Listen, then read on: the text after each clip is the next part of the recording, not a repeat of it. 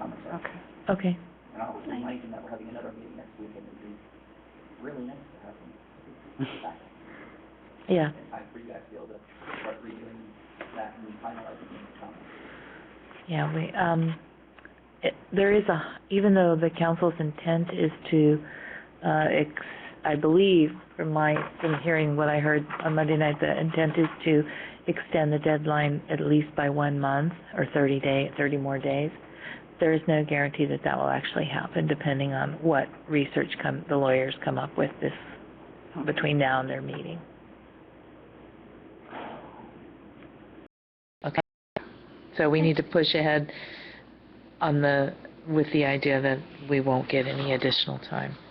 And then if we do get additional time, we could just do a better job of it. Is there any other questions on that? Out of curiosity, just so I can book a room, do you want me to book the room for the Wednesdays in December as well? I'm rapidly losing the ability to balance this commitment with my other commitments as indicated by my previous absences and upcoming absences, and I can't commit to weekly meetings really past anything that we've already decided. Yeah, I think it's going to be really challenging, Stuart, through December. If we do get an extension into January, I would love for us to schedule 2 meetings in early January to do a wrap. I'll be gone for those. Oh, you'll be gone, shoot. And I'll be gone for January. Okay. I'll be gone at the end of January. Yeah. I think we're just going to have to wait and see what happens and schedule next week if we can.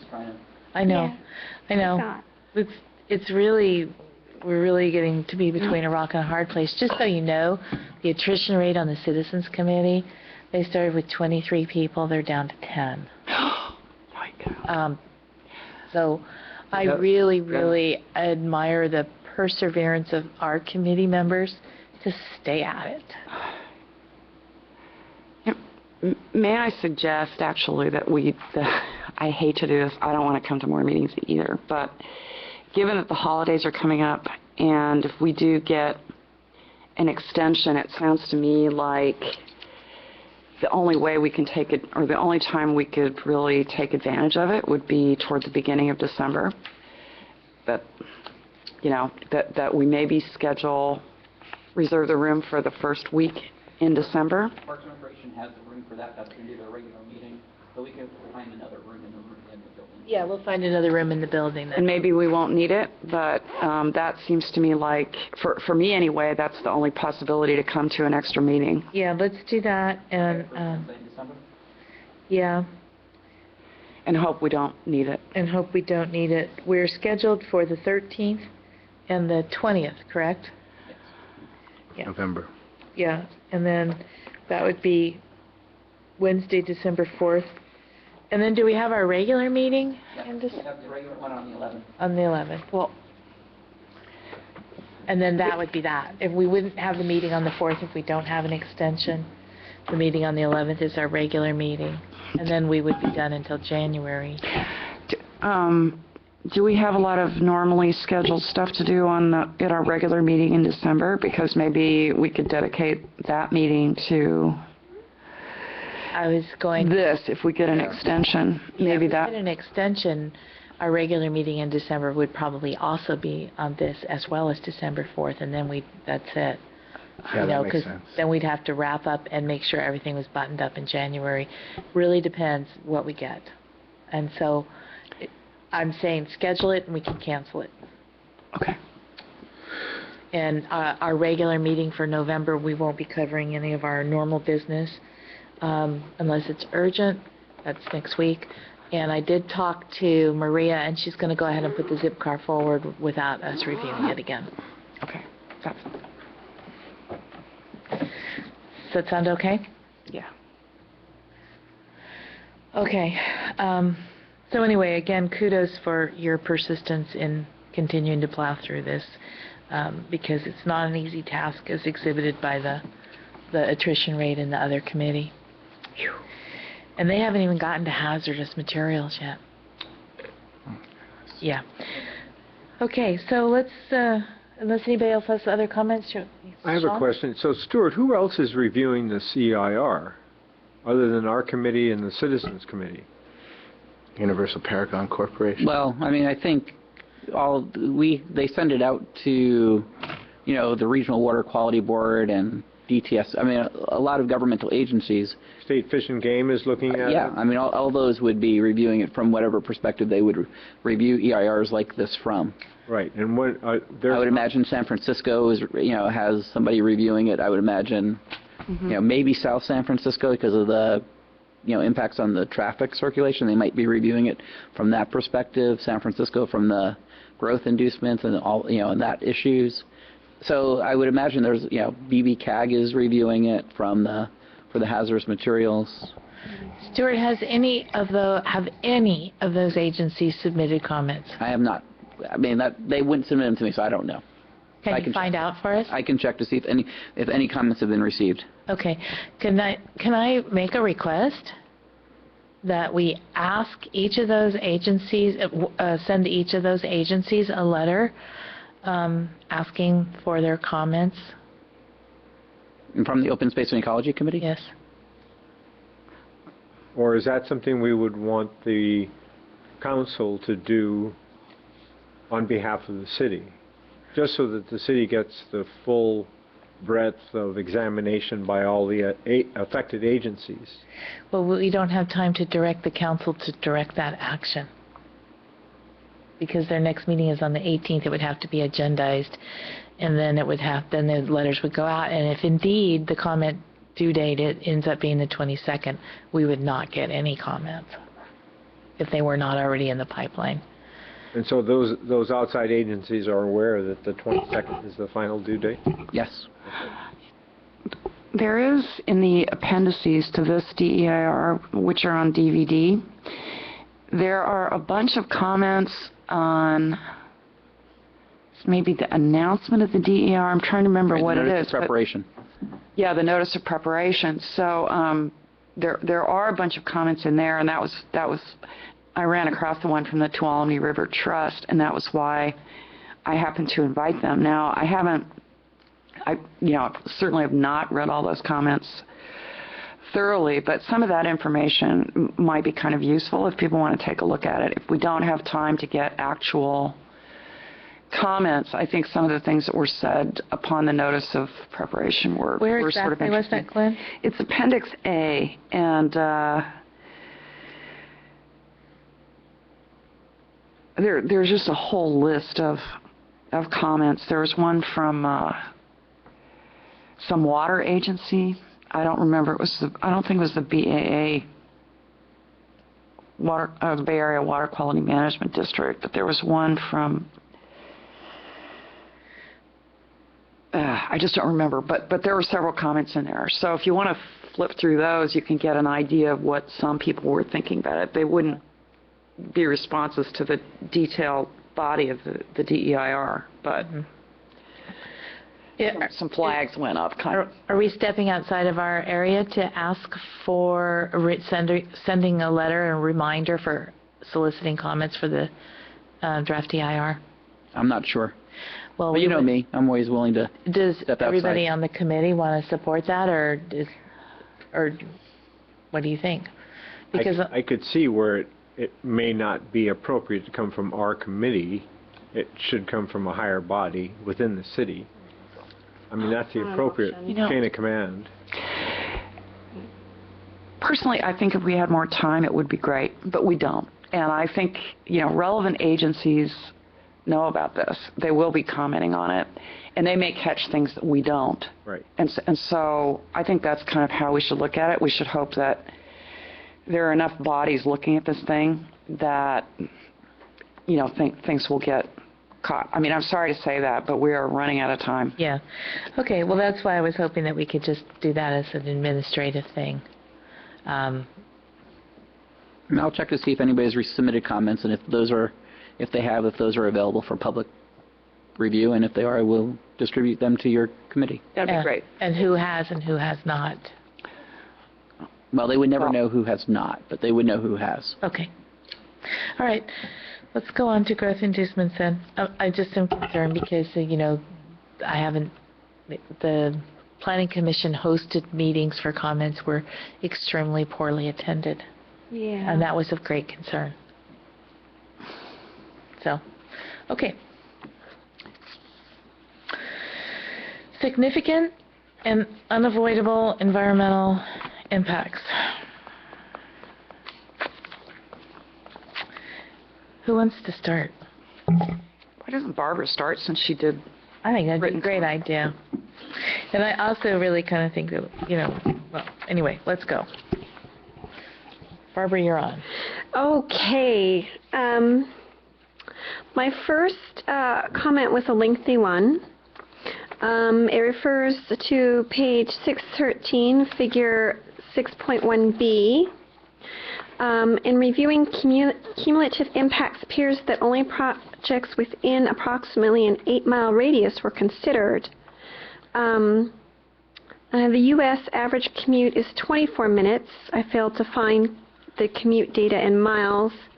However, an estimate of 12 to 24 miles seems reasonable for a commute distance average. Now, this isn't even California. There was a big thing. I found a lot of data about Bay Area commuters being super commuters and commuting much greater than the U.S. average, but I just stuck with the U.S. average so that I wasn't skewing things. Given the mobility of U.S. workers, airborne pollution, and greenhouse gases, it seems a larger area should have been considered for impacts. And then I just threw out there, 12 to 24 miles for housing, population, and traffic. Now, that's not exactly scientific based, but to me it seems much more rational and reasonable than the 8-mile area that they chose to look at. And then even this was even more important, I thought, that a still larger area is needed for air pollution and greenhouse gases. One has only to think of the acid rain issues between Canada and the U.S. to understand that airborne pollution can and does travel substantial distances in potent concentrations and cause environmental damage.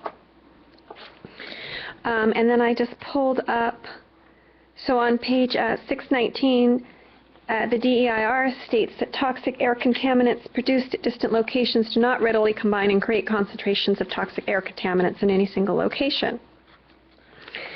I thought that was pretty absurd in the body of science around the issue, and I just pulled up this one quote from a website I have quoted on the bottom of the page, or referenced on the bottom of the page, that toxic air contaminants produced, one quote. In 1995, the estimated transboundary flow of sulfur dioxide from the U.S. to Canada was between 3.5 and 4.2 million tons per year. Now, that's just one pollutant, and we're talking about it going across the U.S. border into Canada. So the fact that they don't want to look at air pollution moving around in the Bay Area is kind of bizarre to me. So instead of using the roughly 8-mile circumference, the DEIR states that for airborne pollution, they use 1,000 feet. 1,000 feet? 1,000 feet. Yeah. So, and that reference is on page 619. So the questions that come up for me is, what is the average commute distance in San Mateo County for residents of San Mateo County that are employed outside the home? And what is the average commute distance in the 9 Bay Area counties for also people employed outside the home? And that, like that, both in time and distance. Because, and I'd also like to know what they, how their proximity models were determined. What were they using to determine such a narrow proximity? And what in the hell were they thinking of when they were only doing it for 1,000 feet? Jesus, their dust goes further than 1,000 feet every day. I would just like to say I'm not entirely sure that that's completely off. I think some pollutants can travel quite a long ways if they have wind, but one of the reasons why all the SO2 traveled so far was that most SO2 comes from coal-burning power plants. And one of the things that power plants originally did to minimize local pollution was to install really tall smokestacks. And the result of that was that the pollution was able to travel for much longer distances. So I am not, I don't have specific information myself, but I'm suspecting that at least the heavier pollutants will probably not travel all that far away from where they're generated. I do think, though, that we've also got another class of pollutants, which is those are called criteria pollutants, and some of those are going to be the products of internal combustion engines and things like that. They're not toxic. They're not considered toxic, or they're not called toxic per se. They're called criteria pollutants, and those, there will be a lot of cumulative generation of those pollutants. And as we were talking about when we did the air quality section, that kind of pollution, a lot of it blows out of the Bay Area and ends up in the Central Valley. Yeah. So, Glenn, you apparently know, I did the research I could manage, but you know more than this. But the point is that, this is not adequate. Cumulative. It's just not. Yeah, go ahead. Let me just say that I think your notion of stepping back a little bit further and looking at a wider area in terms of trying to assess the cumulative impacts is a really good point. Yeah, I agree. So I would certainly agree with that part of it. Yeah. And so we need to frame questions regarding, that. I'm sure there are studies available citing air pollutants, these criteria pollutants that you're talking about, of how far they travel. Think about those fires they had in Napa and Livermore Valley just recently, and because the wind was coming this way, that pollutant came here and burned our eyes and everything like that. And the same thing is like tonight they're doing night operations at the quarry, and we will probably be smelling asphalt, and that is definitely farther than 1,000 feet. Was that where that asphalt smells from? Yes. And so now they're posting on the city website when they're having night operations at the quarry, because last time they got several calls. I didn't know that. I've been smelling it. So I'm not sure how much they can generalize about that unless there are pretty steady wind patterns, because it's really variable according to the weather and at the height at which the pollutant is emitted and all sorts of things. So I'm not sure how possible. I'm sure that It California Air Quality Control Board has some studies in regard to that, and I think that they should be added to the draft EIR. Well, and we mentioned the prevailing winds do take pollutants out of the Bay Area and deposit them elsewhere, and that's the impact I'm actually concerned about. Most worried about, yeah. Anybody else on that issue? So the criteria, what criteria did they use for their 1,000 feet? And also, do they have studies showing where it's definitely further than 1,000 feet that they've decided not to include? Your next one, Barbara? Sure. The build-out of the project site under, and this is a quote from page 16, paragraph 2, build-out of the project site under each development scenario would result in disjointed and inconsistent development across the project site, resulting in a poorly designed area with overall adverse effects on existing visual character. Now, I did a search of the PDF for 4A and failed to find this language in that chapter. And personally, I found this disturbing because I don't think these kinds of observations should be relegated to the back of the DEIR. And so I'm wondering if that language was originally in that section and struck, or how It was. I did a search and it didn't come up on the PDF. But that doesn't mean it couldn't, I didn't, find it exactly. It could still have been there, in some other form. But I didn't remember it and I couldn't find it. So that comment may be a non-comment depending on what everybody else can find or remember or sees. Oops, sorry. I thought they suggested a bunch of design mitigations for that issue. Sure. So I think it got mentioned, but I Okay. couldn't say what. That was, you said what section was That that? would have been 4A, I believe, which is aesthetics. Yeah. And it says mitigation what? 4A-3. 4A-3.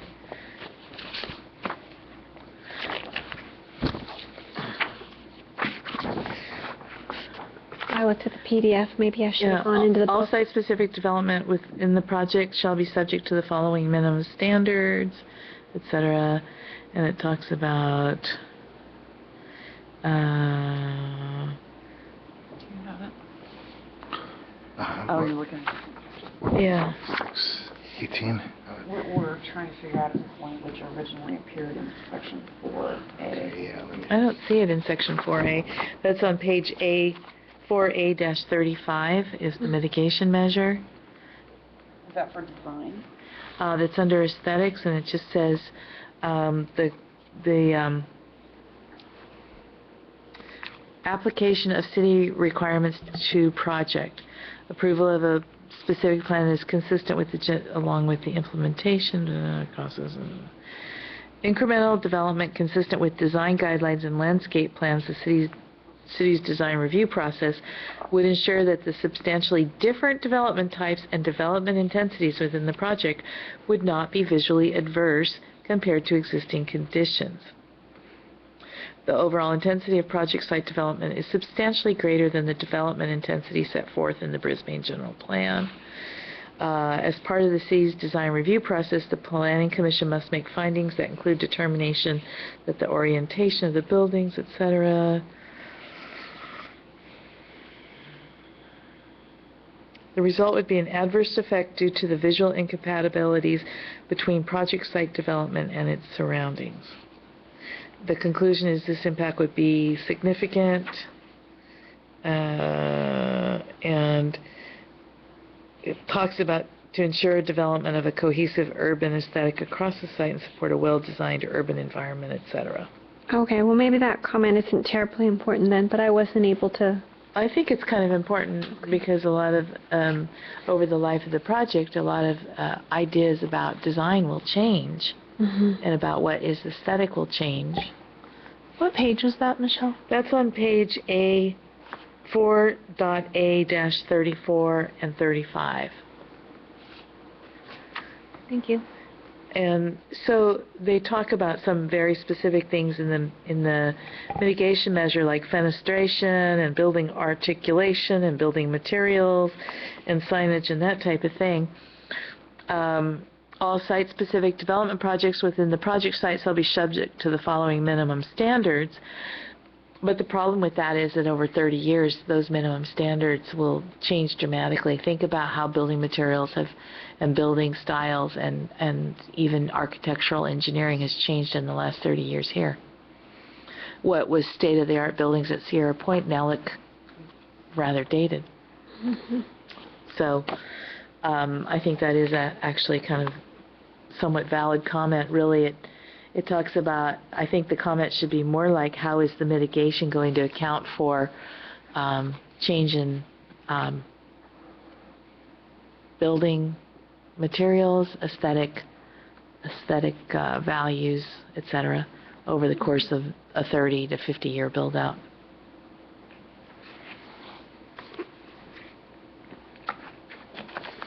And I don't believe that's been taken into account. My next comment, maybe you can speak to this one too, Michelle. because I actually was, biological resources, one of the few chapters I have not read.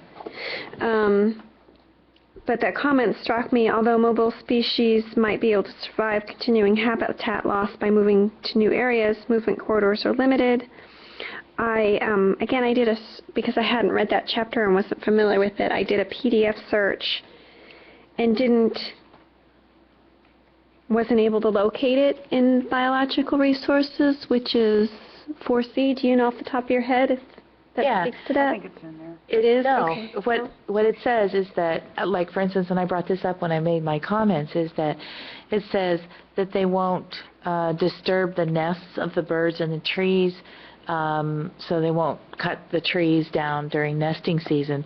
But they don't talk about where the birds are going to go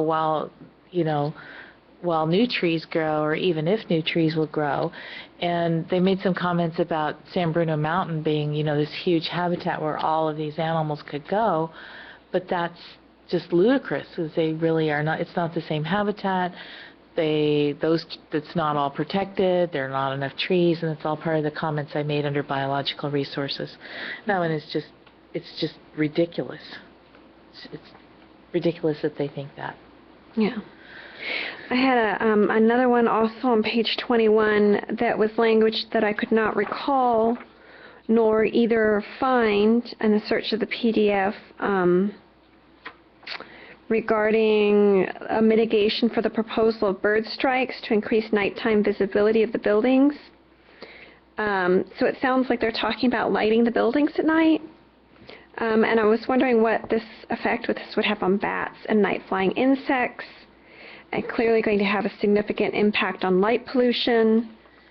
And so I was wondering, I couldn't find it under mitigation measures, so I was just perplexed that it's a mitigation measure that was listed there as having, it seemed to indicate it was somewhere else, but I don't recall that and couldn't find it.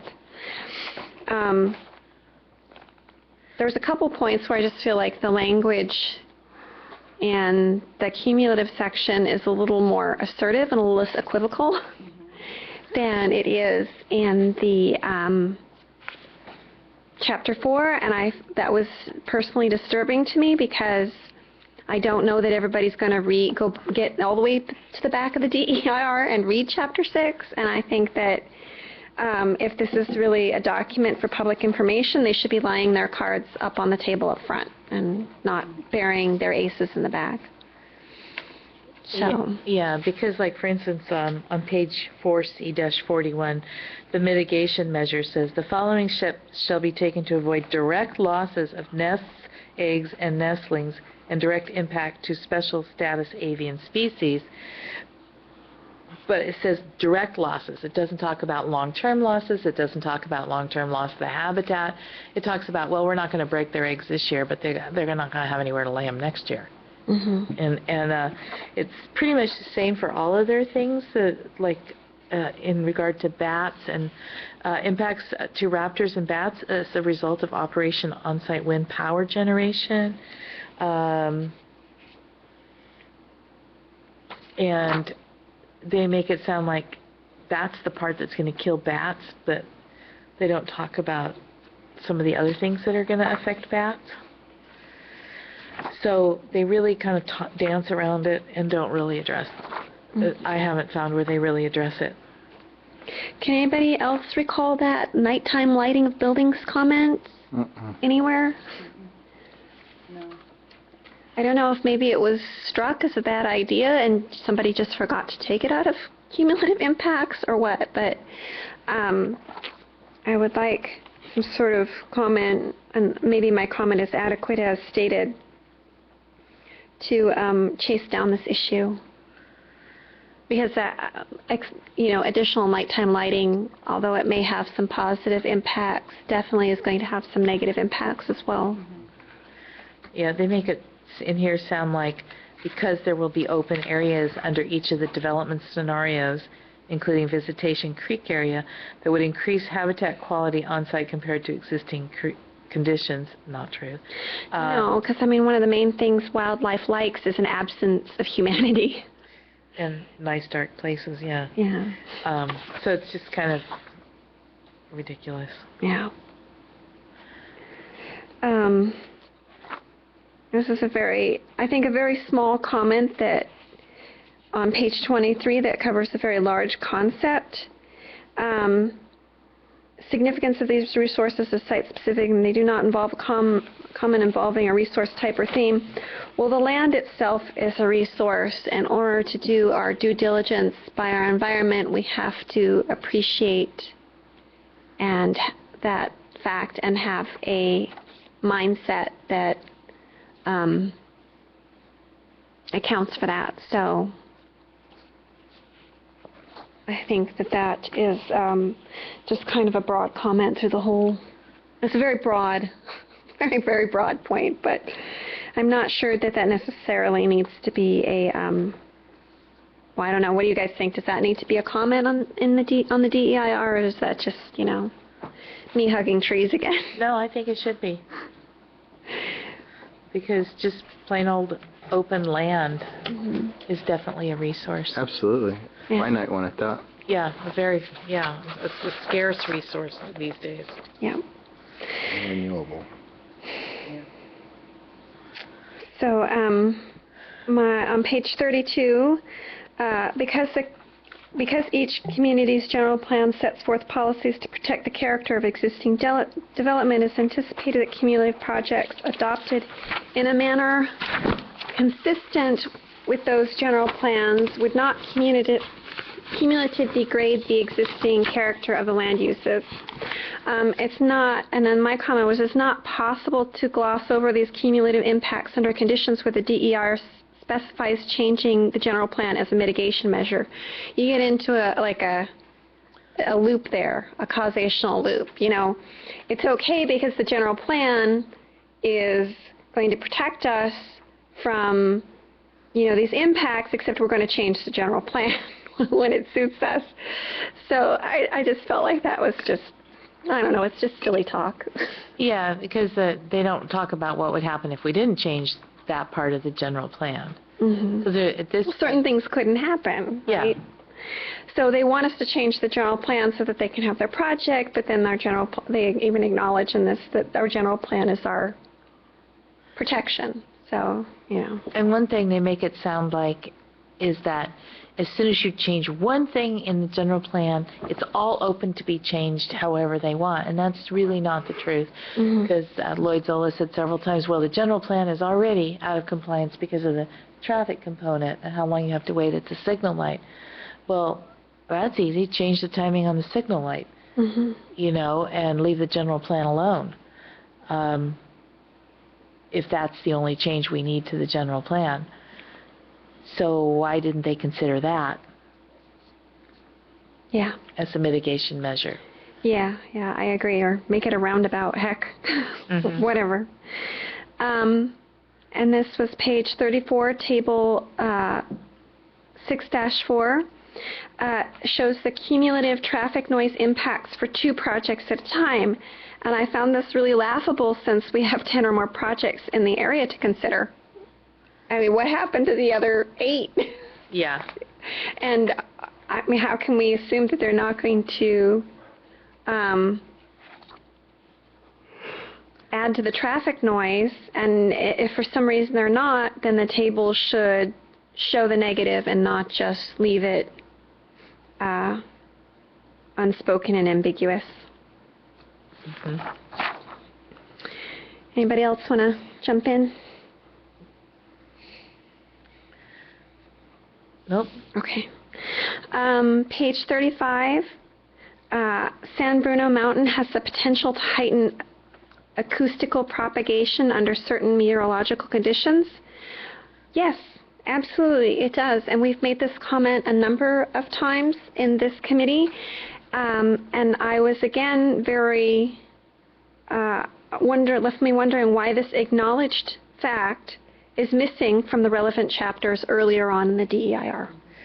One of the things about San Bruno Mountain that makes it what I would call like vibrationally active, that does have a lot of, the underlying matrix, there's a lot of like crystals. You know how you find crystals on the mountain all the time?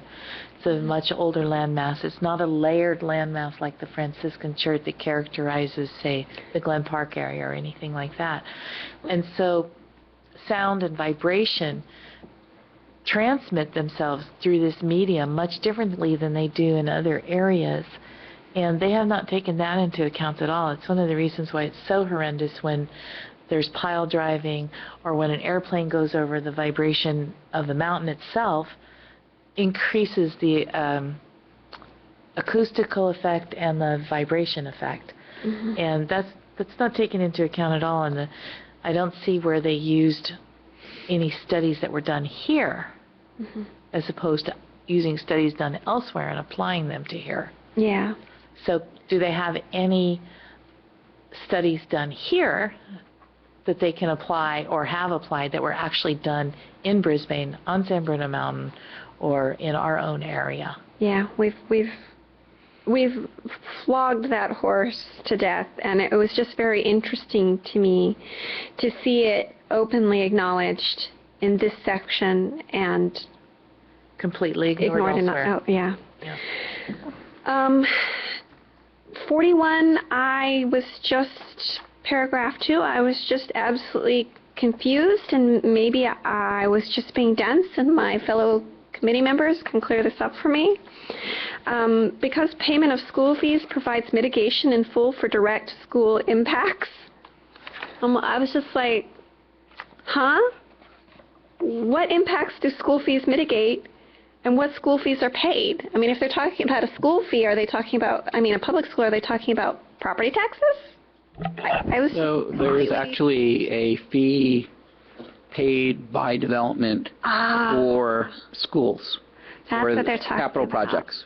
Okay. So I think what they're talking about is that the fees paid for by any development, in theory, Okay. pays for the additional space needed by those people who would be attending the school. Well, that's not clear.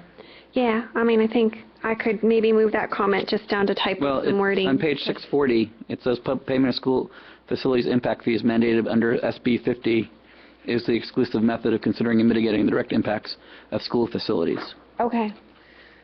Well, that's fine then. I must have missed, I got to admit that this chapter was a nodder. Right. It was not my favorite.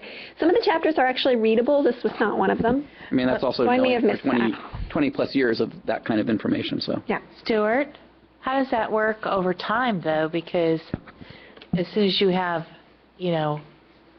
X number of students, you have school impacts, but payment of school facilities mandated under SB 50, does that take accommodation for staged development like this? It's going to take place over 30 years? I mean, my understanding is it takes account of, if you were to have residential buildings, it takes into account of, as those residents build, that there's money that's set aside for it, and it creates the ability for the school to build additional space. What if there is no residential? Well, then there's no additional children who are going to the schools. But there would be children coming from people who work there. Well, I think that's really up to the school district as to how they take children from their workforce. Mm-hmm. But when Lloyd Zola said they would be calculating that as part of the school. Right, and then the impact fees would be calculated as part of that for the buildings. I mean, it's state law that says this is how it works. Okay. And state law says this is the mitigation for that. I mean, we may disagree that mitigation is adequate, but, from a state perspective, they've decided it is. Okay. All right. My next comment, I was absent during recreation, so maybe Kima can talk to this one, and it may end up being more of a planning commission comment anyway, I think. I mean, that's a really good point, and I noticed this in your comments and was actually going to comment about this. In the recreational in the chapter about recreation, they did mention that employees also need to have recreational things. Typically, those are, and I'm going by personal experience, not what I read in the recreation section. Typically, those are part of the corporate campus where those people work. So if they build a building, like for example, my company has 3 buildings and one of them has a gym in it, you know, and in between the 3 buildings is a soccer field. You know, all of those things, and we have 2 volleyball courts off between 2 other buildings, but those are all part of our corporate campus. You know, so it's not necessarily, you're absolutely right in your comment that you have to have recreational facility for daytime users. Yeah. I'm just not entirely sure whether that necessarily means that the city has to do it. I think it's worth exploring, for sure. Okay. And then I think this, so does anybody else want to add to that? Glenn?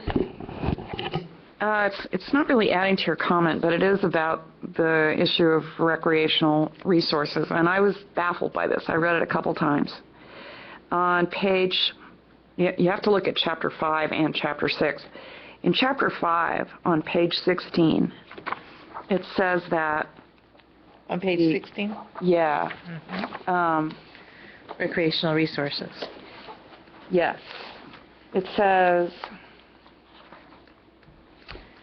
The DSP, it's basically they're talking about the no-build alternative here, but then they bring up, in comparison, the DSP and the DSPV scenarios, and they say they would result in the development of substantial open space areas, but also, in brackets, those scenarios would also create demands for recreational facilities in excess of the facilities they provide as measured by the standards of the Quimby Act and the city's municipal code. And then on page 642, it says, so basically what I got from this part of Chapter 5 was that the recreational facilities as planned by in both developer-supported variations are inadequate. But then on page 642, it says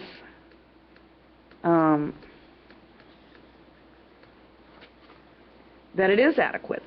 So which is it? Yeah. I mean, I think that's what it says. Yeah, in Chapter 4, in the recreation section, it said that they were all way over adequate. But that doesn't sound like it to me. All right, well, so they're saying both things in different places here. So which is it? Speaking with a forked tongue. Yeah. It's just not very consistent, because in Chapter 5,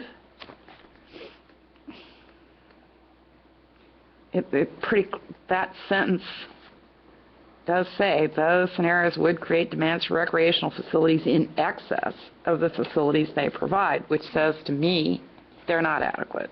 Yeah. So I don't know which is it. I don't claim to know, but is it possible to figure out how much recreational area would in fact be required underneath the Quimby Act? well, I think it says how much is required, Yeah. and it's a multiplication problem, but Yeah. Yeah. they need to fix the. Well, Maybe it's a writing problem. Maybe they said something they didn't mean. I don't know. One of the things about the Quimby Act is that it relates to residents.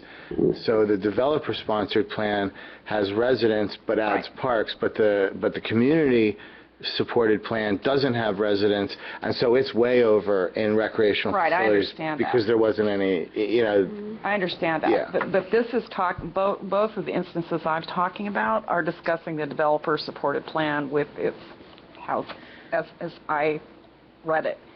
In any case, it's an apparent anomaly and is confusing, and maybe if they just need to write it, maybe there's a reason. Yeah. Maybe there's some understandable reason for it, but if so, it's poorly written and they need to rewrite it. Yeah. Yeah. I think that's a legitimate comment. Absolutely. And then also, how are they calculating residents versus housing units?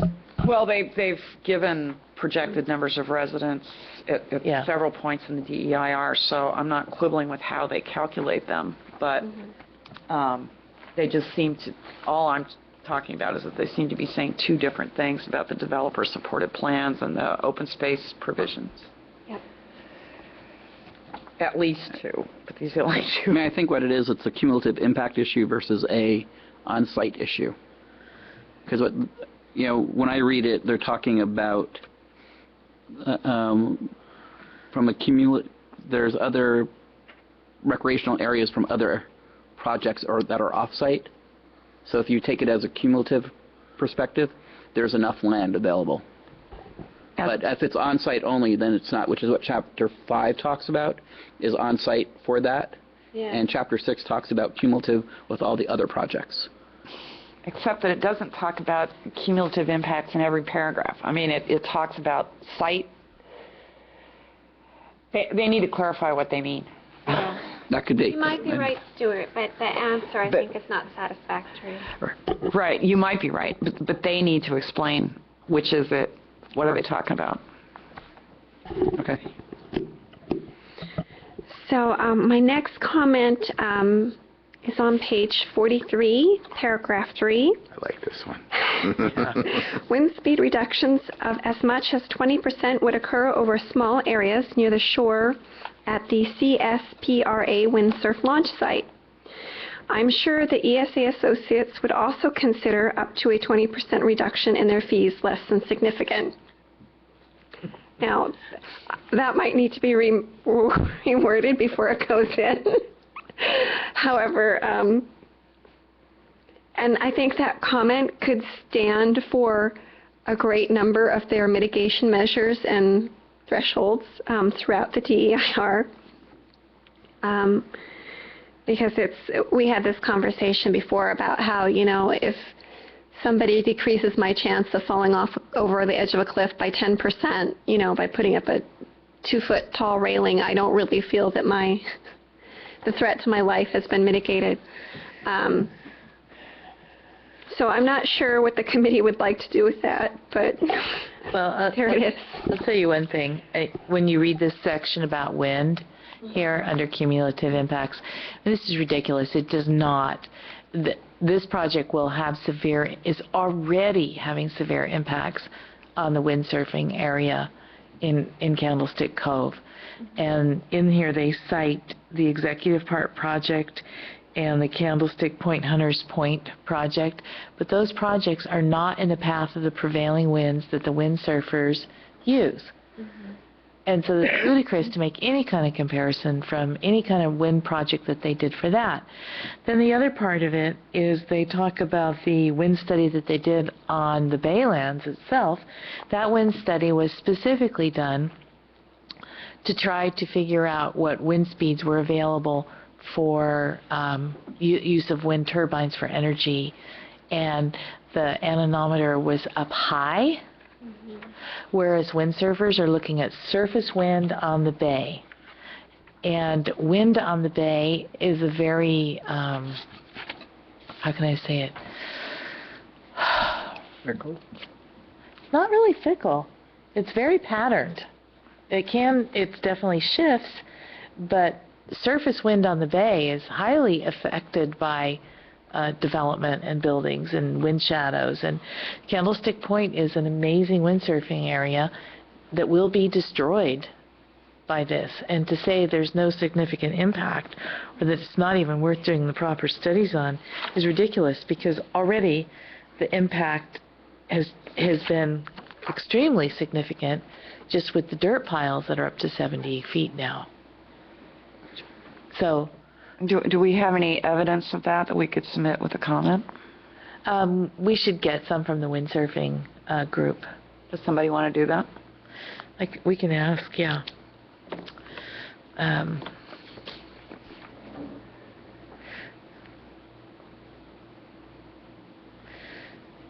Because there's a whole windsurfing organization that's protesting this. I mean, they didn't even study this and windsurfing is an important recreational resource that will be destroyed. Yeah, I'm fine with it as long as we have some evidence besides just our Hearsay. statement. Right. Yeah.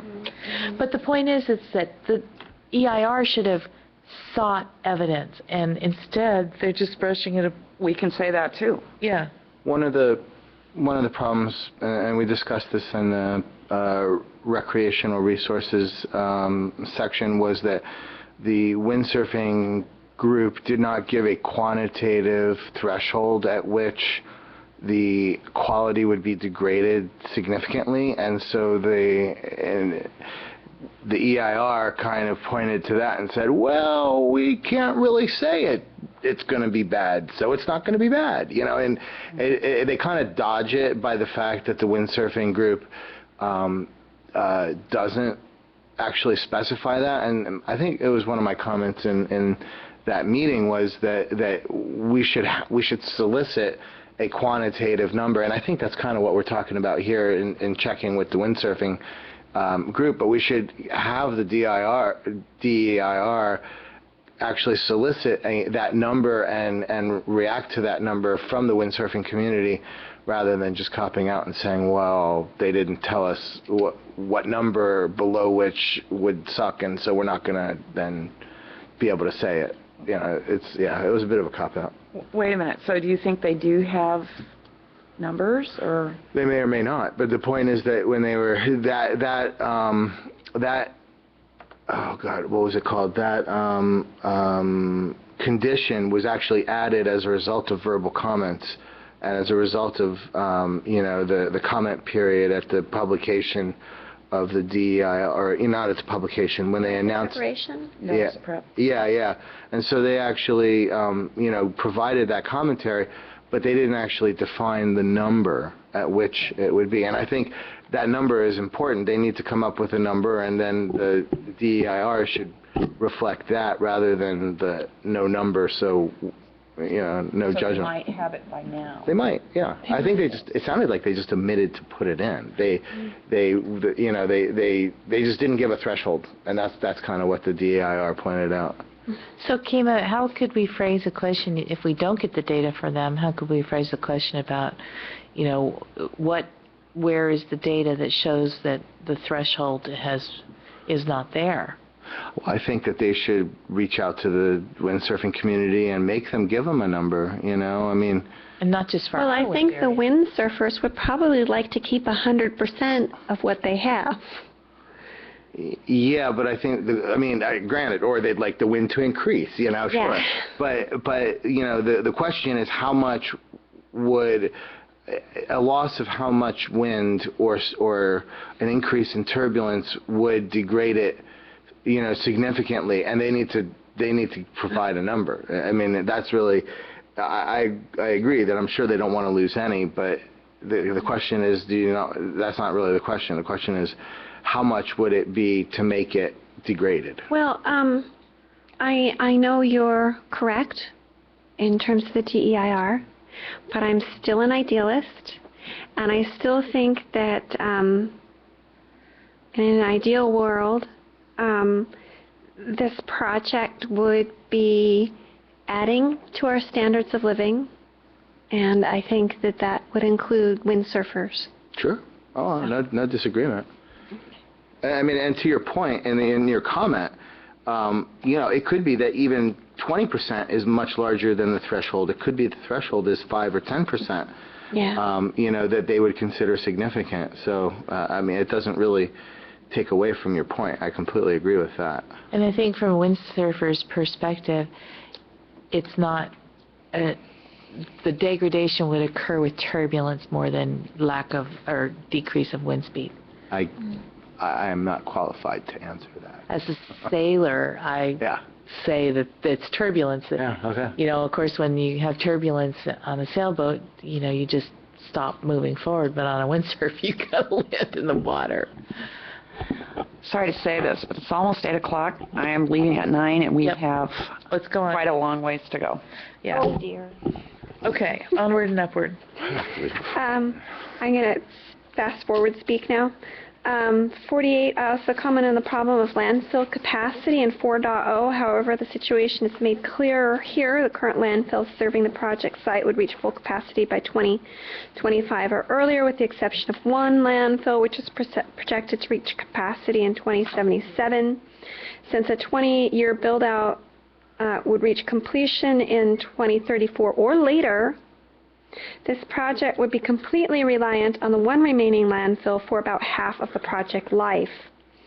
My question, and that includes everything in the area, presumably, my question is the 2077 closing date based on the current rate of use or the higher rate of use that will result when all other landfills are closed and 100% of solid waste generation will be handled by the one site only. And so there are some questions in there and some comments in there. Does anybody want to speak about that? I think those are great questions. That's fine. Yeah. On page 50, it says that this project is not, energy impacts are not cumulative because this project is not wasteful. However, and I know you've spoken to this before too, also Glenn, that our energy system is inherently wasteful. And I just included the Lawrence Livermore National Laboratory DOE energy consumption and so 58% of our energy generated is wasted. So that's kind of a rhetorical comment, but I agree that the U.S. energy system is wasteful, but I think if we're going to talk about wasteful, we need to specify what kind of waste we mean. There's power plant waste, there's transmission system waste. The project itself has got a lot of requirements that it not waste energy, so I'm not sure about this comment. And I think PG&E probably shouldn't be compared straight across to the U.S. energy system as a whole because of laws in the state of California that have forced PG&E to begin to clean up its act. It's not done yet. So I'm not real sure about that comment myself. I can strike it. I have no problem with that. Well, it's not just up to me either. Unless it touches off something for somebody else. Well, my reading of it would be that it's not more wasteful than the average, and I think your point is that the average is pretty wasteful, and I think that's a good point, but that might not... Actually quite a bit less wasteful. The project is quite a bit less wasteful than the average. Oh. For the country. But the average, but yeah, but... But the bar is set so low. Well, and then Bar's a ditch. Yeah, the bar is a ditch. the other part of that, though, when you said, does it set something off? And it does, because in the very beginning of this, under growth inducements, table 6, well, where is it? Can I just read my file while you're looking, yes, Michelle, please. just for expediency's sake? What this chapter makes very clear, if it wasn't clear before, that this project is simply too large to be absorbed easily by the Bay Area. The fact that it overruns mitigation measures, population growth, job growth, air quality attainment, traffic congestion, and other impacts means that I think the project is simply too big. And maybe some of that will be eased by the fact that they have to look at it all up front, but it's not going to be developed all up front. But I sincerely hope that some project will be, but I'm not anti-development. I just want to make that clear. I do hope that we do something with that land, and that some kind of project is approved, and maybe the problem is the scale or the timeline, either one. Yeah, I was just going to say what it reminded me of was on the table on 6.1 on page 6-2 under greenhouse gas emissions, the DSP and DSPV, both of those are showing that they would not have a significant unmitigatable impact. Right. And I object to that because that's based on a per capita. And the fact of the matter is, any project we do out there other than energy generation only will have a significant unavoidable impact. And then on noise and vibration, the same thing. It will have a significant impact. It won't be temporary. And it won't be temporary. One question I have about this whole thing is that, You know, we already quarreled considerably with the notion that the developer-supported plans would not have a significant greenhouse gas impact because of all the assumptions that are built into them may not, in fact, come to pass. But do we need to repeat all those things that we said earlier in this chapter? I mean, because we've already said that we thought the greenhouse impact of the developer-supported plans was underestimated. So do we have to go through all that again, or how does that work? I think that we just need to note that we object to this based on previous comments. It's object to the chart Well, it also, suggesting that. it's contrary to their findings on page 6-17, where they state that significant cumulative impact and cumulatively considerable project contributions would be taking place with all 4 scenarios with regards to greenhouse gas emissions or air quality. That's air quality, yeah. Air quality. I think with air quality, they've been pretty consistent in acknowledging impact.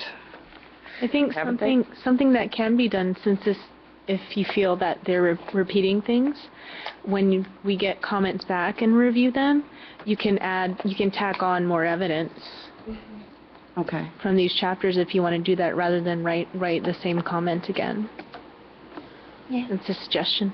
Okay. Well, I was thinking that on your spreadsheet, maybe if we added another column that shows what other chapters that comment might potentially pertain to. Just a thought. I think we've abandoned the spreadsheet, Oh, the okay. comments on comments. So where are we now? I'm done with my comments. Yeah, I just want to say that on page 6-24, under geology, soils, and seismicity, less than significant cumulative impact. We disagreed with that, I think. We disagree with that, but one of the reasons I think that they can say that is the draft environmental impact report is the impact the project will have on the environment, not the impact the environment will have on the ultimate project.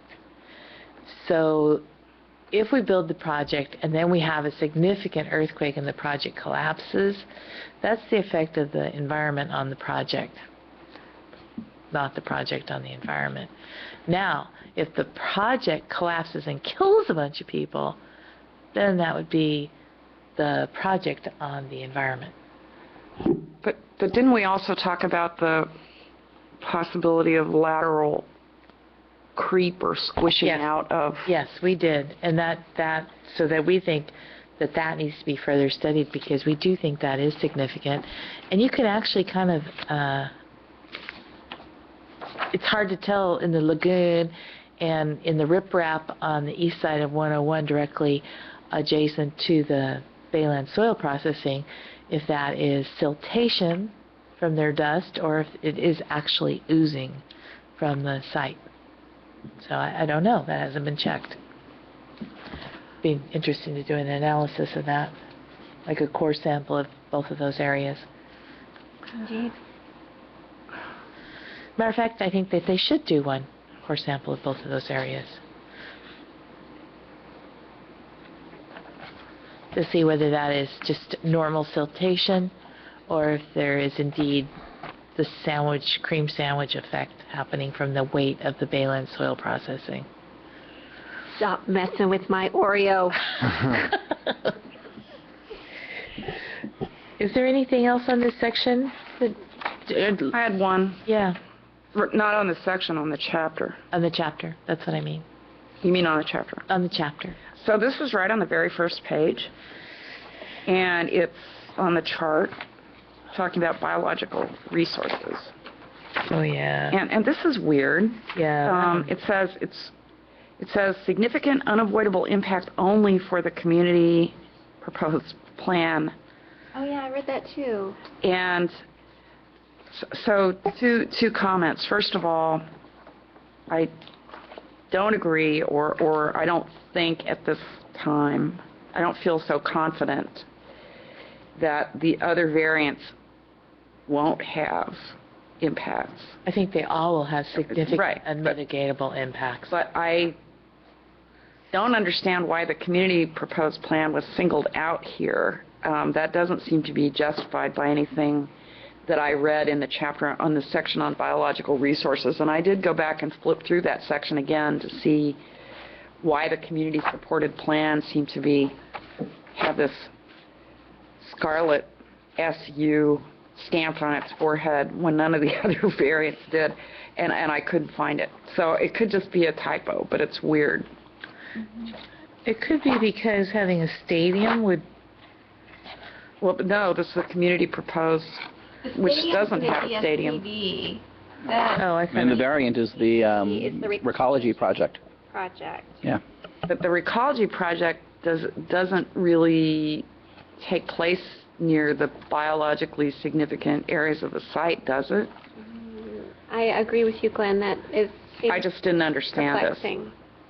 And it was weird that it was only mentioned here, and I couldn't find anything I mean, when if I you went look- back and looked at the biological resources part. I mean, if you look at page 620 under cumulative impact significance project scenario contribution, they all LCS, so Yeah. it's further, Internally inconsistent, it too. seems to be. So probably just a mistake, but huh, that's weird. Okay. Okay. Anna, Sean. Okay.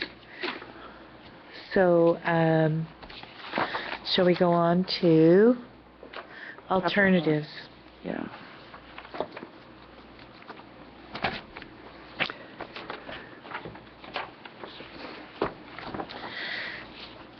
One of the things that was a great disappointment to me, and that I think is going to come back to really bite us in the, is that we did not study the Kriebel alternative, or that at the same level of intensity as the other four variants. We were led to believe that that wouldn't be that would be just fine and not to worry about it, but I don't think that's going to be the case. Anyway, so do we want to, does anyone want to lead through this section? Sure, I just have a few things. Okay. Once again, on page 11 of Chapter 5, we have a listing of the unavoidable impacts that would result from the project, I'm assuming in all four variants. And several of the ones that we identified as at least potentially significant and unavoidable are missing. So this thing is very repetitious, and it's, I guess my kind of question for Terry is, do we need to go through and flag them every time that they're missing and say, we quarreled with that back in Chapter 4, do we need to quarrel with it again? So that was all. It's another location where project-related impacts are listed. And we have some additions, and our additions, do we have to add them ourselves, or will they do that? This was a kind of a small comment.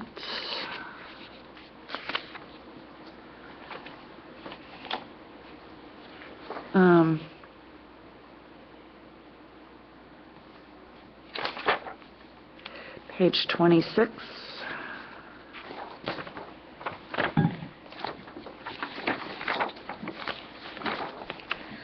This is about the general plan build out. Yes, this is discussing the no project general plan build out. And it's in the table on page 26, right about in the middle of the page. And it says, by reducing employment within the project site as compared to project site development, that is the four variations, the general plan build-out would likely fall short of creating the critical mass needed to support robust expansion of transit services needed to meet this objective. And I don't get that, because the transit services are going to be dependent on a lot of things besides what happens on the Baylands. So it just didn't seem proper to me to say that Baylands development short of the project would somehow torpedo Muni's plans and Caltrain's plans, and that just seemed a bit of a stretch to me. Yeah, I agree. Also, there's nothing that says we have to produce growth inducements as being a good thing. Kind of crazy. Let's see. Actually, this going back to growth inducements for a second, at the very beginning, the paragraph about growth inducement to discuss the ways in which the proposed project could foster economic or population growth. Where are you, Michelle? Back on page 6-3. On page 6 or chapter 6? Chapter 6, 6-3. I forgot to mention this. She wanted to go back to. Yeah.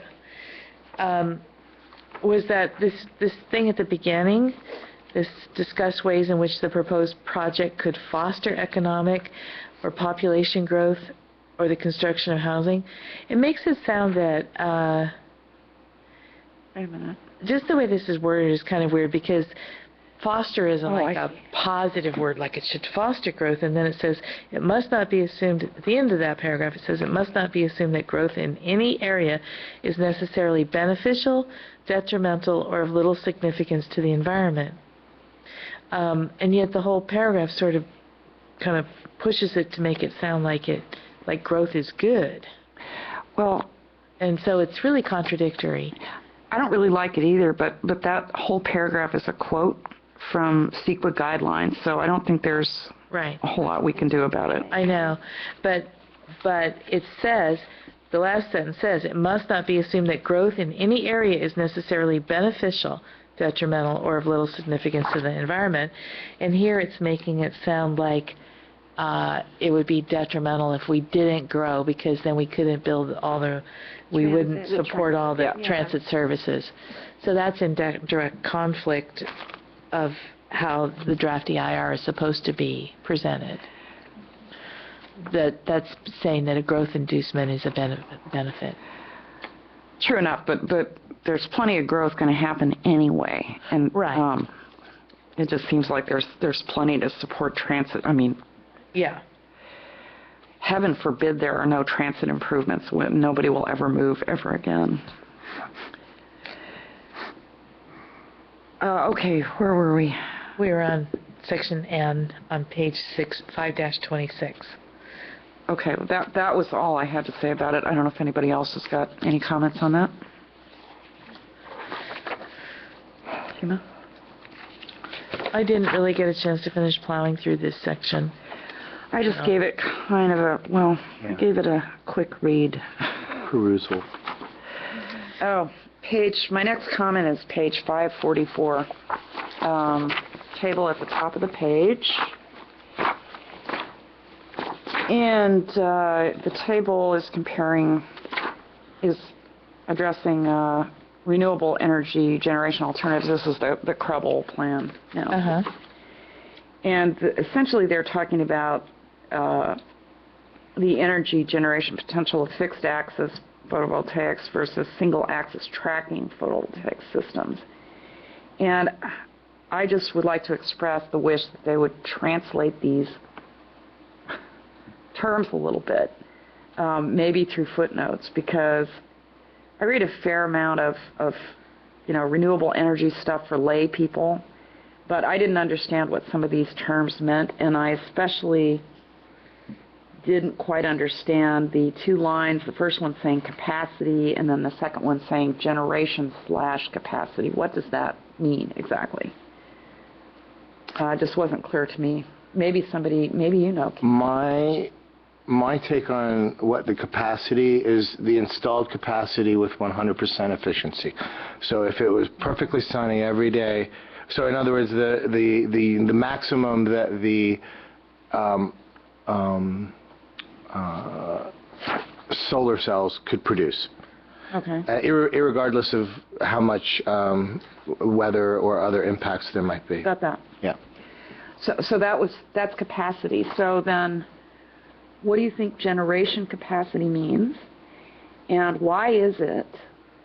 So if you look at the left-hand column, and elsewhere in this document it says fixed-axis PV systems are probably the best if you want to maximize the energy generation potential of the land, right? And the left-hand column, for the most part, shows larger potential than the single-axis tracking system, except For generation capacity. for generation capacity. So I'm a little bit confused by what that means. Okay, again, this is just my quick take on this, is that it's a measure of efficiency.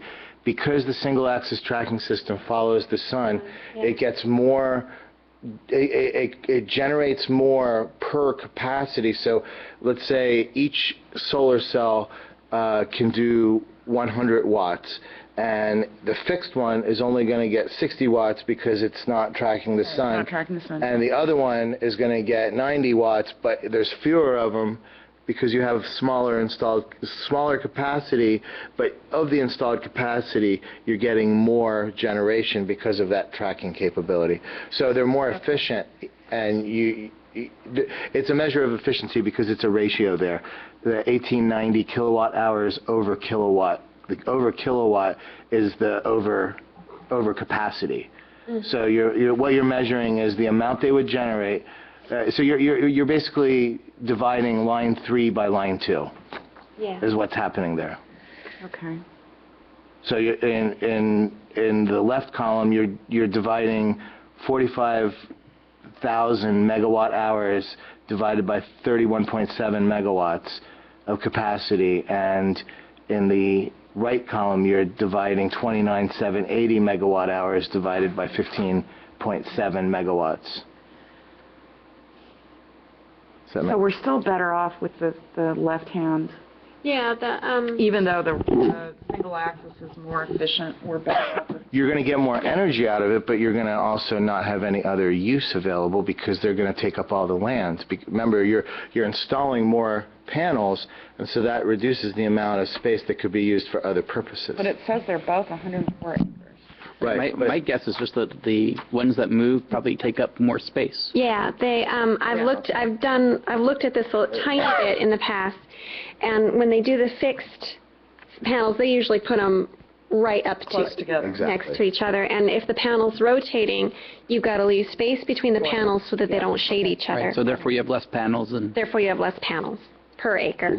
right. But they're more efficient. But they're more efficient, as you said, because they're actually pointing themselves to the sun. Mm-hmm. But the net generation would still be higher With the fixed because Yeah. there's still Yeah. the increase in quantity does not overcome the increase in efficiency on the other But side. on the other hand, the net, the overall life cycle impact of the more efficient system might be less because you're using fewer panels. And less embedded These are the energy. kinds of things Yeah. that give people headaches. Yeah. I don't know, do we want...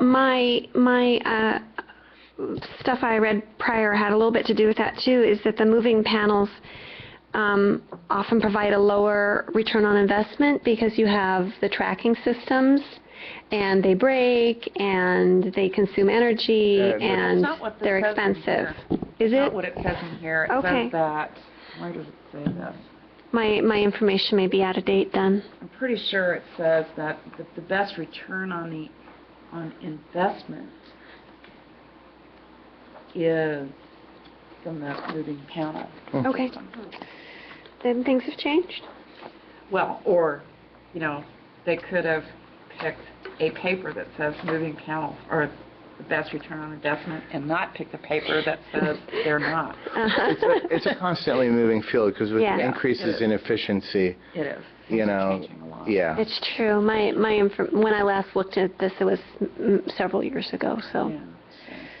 Another reason to wish maybe that this had been reviewed more thoroughly. So anyway, I think some translation of that table would be helpful, or some footnotes or something to explain some of those things. And let's see, page 543. This was a sentence that really annoyed me. But maybe now I understand it. I think I do understand it. It's the last sentence in the first section on the page. However, should the approved water supply agreement provide more supply for the project site than would actually be needed, a significant growth-inducing effect would result. And I think I did understand that after reading further. So I'll withdraw that one. It means we should be careful about approving Too much water, because it'll induce growth, which we don't want. Right. Well, is the build-out of Sierra Point included in, that's what that water's included in. Yeah, That's that water extra is water. included in there. I mean, that's the reason they're getting the extra water, is because they want to build out the existing projects on paper. Right. And that was all I had on Chapter 5. On Chapter 5, I do have a comment and question. It's on 5-66 under environmentally superior alternatives and the conclusions they've made here. And I have to ask the questions where it says that in the case of the Baylands, the no project, no build alternative would not be environmentally superior since it allows existing site contamination to remain without remediation. I have a question. Did they look at the current conditions, but what if did they study about what if the current conditions were compliant with current laws and current ordinances? Right now the current conditions are not compliant in that they've never officially closed the dump site, etc. And then also, would that become the superior alternative over time if left alone? And it doesn't make any mention of future state. And I don't know whether the EIR can make any statement or study over future state. I mean, they certainly have made a lot over future state if development moves forward, but they haven't talked anything at all about if nothing happens, nothing further happens, or indeed if they become compliant with current laws. Because when they bought the site, or, you know, it was on track for being a Superfund site, and they're not compliant currently with either use permits, ordinances, and official closure of the dump site and the requirements to officially close the landfill site. So I would like to know if how environmentally superior the no project, no build alternative would be if the site were brought compliant with current use permits, ordinances, and laws. And two, how the no project, no build alternative would be if we did nothing. Would it be the superior alternative 30 years from now, as compared to any of the other alternatives? Because you're looking at all the other ones on a 30-year build-out timeline. You need to look at the no project, no build alternative on a 30-year timeline as well.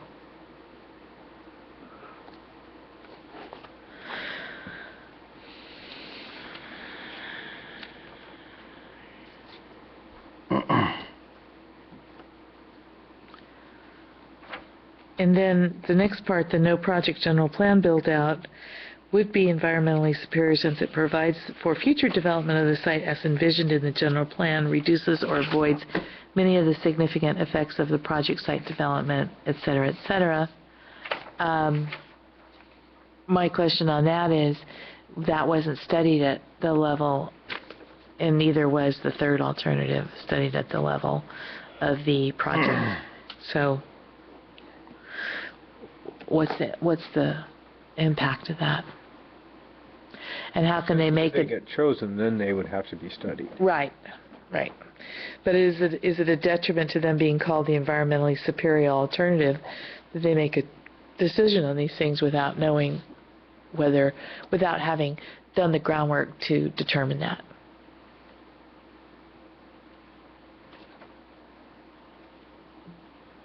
You've written it down. Okay. That's it for that I have for this. Anybody else have anything on this? Do we want to go on to our favorite chapter, sustainability, or do we want to, since we've discussed a great deal of that already, what do we want to do? What's the committee's pleasure? Nap time. Nap time? I have one comment on the sustainability chapter. Okay. Actually, I have two comments on it. One is that it could certainly use a better definition of sustainability, which Talks about that. Yeah. yeah, which some economists say says use renewable resources only at the rate at which they can regenerate. Use non-renewable resources only as renewable replacements become available. In terms of resource use. And the second thing I think I've also already said, or somebody has, and that is how do you develop, what does sustainability mean for Brisbane? And I think because resources are really planetary wide in some ways.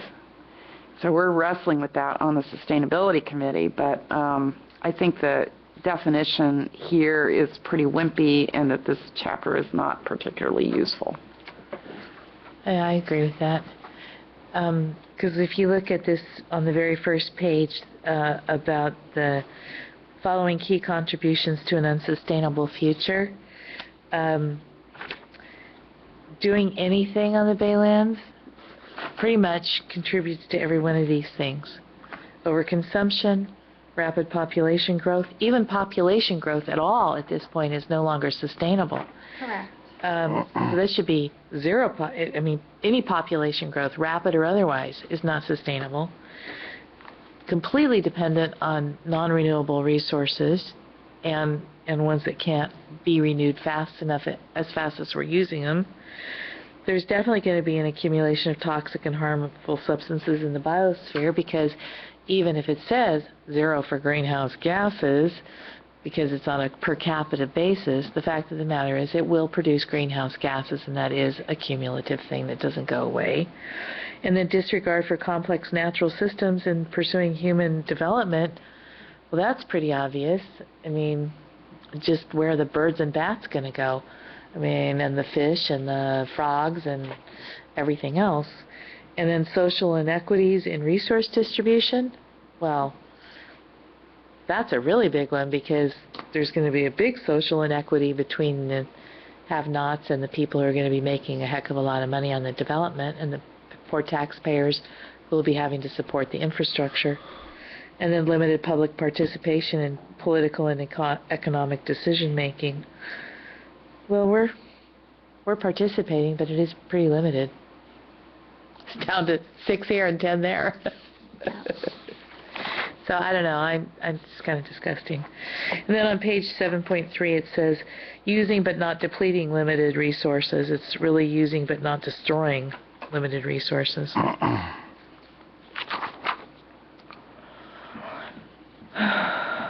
Okay. Anything else on this? I'm sure I do. Mary and I already talked about their definition of sustainability and had a good laugh about it, I think, even.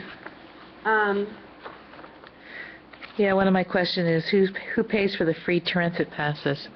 The employers, Yeah. I think. For the free what classes? Free transit passes. It talks about free transit passes. And in this chart it talks about require use of electrically powered landscape equipment through CCNRs. I object to using CCNRs for any kind of oversight or control because it's impossible to to use CCNRs in that way and have them be effective. And CCNRs are, pardon? What page is that? That's on this chart on 7-5. And what are CCNRs? Pardon? What are they? something. It's And basically like a rental Covenant, agreement. conditions and restrictions Yeah. on a deed, land deed. For example, at the Northeast Ridge, is part of the CCNRs that you can't build a solid fence, and the fence has to be open and able for fly-through. It took us 3 years to enforce that with one person who built a solid fence. Yeah, and people still wash their cars outside their homes all the time in Brisbane. It's just, Yeah, you know, and that's not permitted, and the city doesn't do anything about it. yeah. Oh, totally irrelevant, but exciting. So I'm walking by the place on San Bruno right next to your house, the place that they're doing all the work on, and they concreted 50% of the yard, and I was just like, I know. how did that get past the planning commission, and is that concrete permeable? No. No, it's not. So, I mean, I thought we were supposed to be having permeable concrete, and No. where's that? I don't know. allowed Yeah. in Brisbane. Permeable concrete is not allowed? My understanding is that city engineer won't permit it because they are worried about water loosening hillsides. Okay. So, yeah, I've been quite upset about the whole thing and asked the same questions, and no, it's not permeable. And it's a huge slab of concrete, but I guess they installed some fancy drain to take care of whatever. Nothing I could do about it, believe me. If I could, I would. Well, the same thing as the interpretation of the lot coverage, the Tulare Street Hill House, the one on, on Tulare Hill, on Thomas Avenue, 8 Thomas Avenue, the one they're discussing. The plans call for a 650 square foot courtyard that's completely surrounded on 4 sides by walls of the house, and that is not considered as part of their lot coverage. And that is ludicrous. Absolutely ludicrous. An interior courtyard is not considered part of the lot coverage. Yeah. Are we done with our meeting? Yeah. Well, we're done. I have I'm a just couple wondering, of because if you're little... going to talk about this, Yeah. silly No, things. we're. are you doing it off? Okay. So on 7-9, dedicated landscape meters, well, how many times have I watched people's sprinklers, broken sprinkler heads pouring water all over? So I was going to suggest that the mitigation measure includes some form of alarm so that people can be made aware when something is broken and pouring everywhere. Instead of just waiting for their water bill to come. And then we also need to address water pressure and flow at lavatories, because I can't, every time I walk into the bathroom, it seems that sink controls only have 2 positions, dribbling and torrent. So that, you know, this is really piddly stuff, but I just want to stick it in there because I'm afraid if I don't, we'll forget later on. You know, on the same lines, I think that automatic flush toilets should be disallowed. Yeah. I know that sounds weird, but sometimes you wiggle and they start flushing. Then also that the low flow, high flow, be adjustable to actual reasonable amounts so that you're not over flushing and under flushing. Yeah. Go ahead, Glenn, please. I personally have not finished a thorough review of all the suggested mitigation measures, and we might want to put that off until next meeting. Yeah, I agree. But I did have a couple that I wanted to suggest under greenhouse gas emissions. What page? This would be the table on page 7-5. And the 2 mitigation measures that I would like to suggest are commissioning of all buildings. What? Commissioning of all buildings. That's basically, it's a review of all the equipment to make sure that it's working the way it is supposed to. Okay. And it has to be done by probably a licensed person of some sort.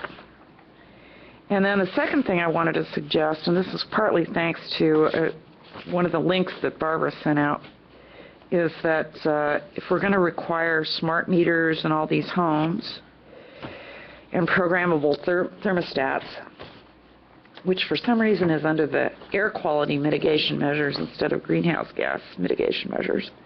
But in any case, if we're going to do that, why don't we require in-home energy displays, which work well with a smart meter system and seem demonstrably to help people reduce their energy use. Can we include not just in-home energy displays, but commercial building energy? Sure. Yeah. Mm-hmm. Yeah. And all building energy. Yeah, all buildings. Personally, I don't feel done with Not at reviewing all. this chapter. I didn't get that far. Yeah. Yeah. I read it I once didn't read before, it. and I have some scribbles on it, but that was at the beginning, and I really need to reread it, I think. Okay, so any more comments for this evening? We still have a couple more items, and we really want to get out of here quickly so that we meet our timeline. Yeah. So if there's no more items on this, I'd just like to talk about our agenda for next time. We will not be doing our regular meeting items. Those get, because we do not know whether we get an extension or not, and this is a much higher priority. At the next meeting, I would like us to be able to review whatever comments have already been made that with comments from Terry Rivas-Plata. And then we should also revisit sustainability. And we should also, all of us, kind of review what we've already done individually throughout, or kind of just flip through your whole fun book, maybe with the index next to you, and bring back any other, this is a time for a roundup of any other comments, questions, things that are, bothering you, niggling on your brain, of all the chapters that we've already gone through. And next meeting would be the time to bring them to the table, or else send them to Natalie this week to be included in our general comments. I had submitted comments on air quality. It didn't look like from the minutes that those were looked at all. That was one of the meetings I didn't make, but I still submitted comments. I think we did. Yeah, I thought we looked at them. We definitely. We did look at them. Okay, well, it wasn't mentioned in the minutes, and that was the meeting that you guys were up in the little room, so there wasn't a video I could review either. Yeah. So I don't know. You guys tell me. I wasn't here. Can you make sure, Natalie, that Barbara's comments on air quality were included in our comment packets? So that's kind of what I think that is on tap for the next meeting. Is there anything else that we really need to cover at the next meeting that you guys can think of right now that needs to be agendized, besides requesting an extension from the City Council? Could you please add that to the agenda? Support? Anything? Hmm? Can't think of anything. And are we all in support of? Absolutely. Okay. Yeah. Just want to make sure. Okay, approval of the minutes. Is there any correction to the minutes, Barbara? Sounds like you had a correction to the minutes. No. That was actually for the meeting before. Oh, for the meeting meeting. before. Okay. Yeah. Because I missed 2 meetings, one due to illness and one due to work. Okay. So I will abstain from this one since I wasn't here. Okay. So is there a, Me. I move to approve. I second. all those in favor? Aye. Okay. Unless there's any other business, this meeting is adjourned. Thank you all. And thank you all for your persistence and patience in doing the draft EIR. I cannot tell you how much future generations will appreciate it. Yeah, we're a precious commodity. Yeah.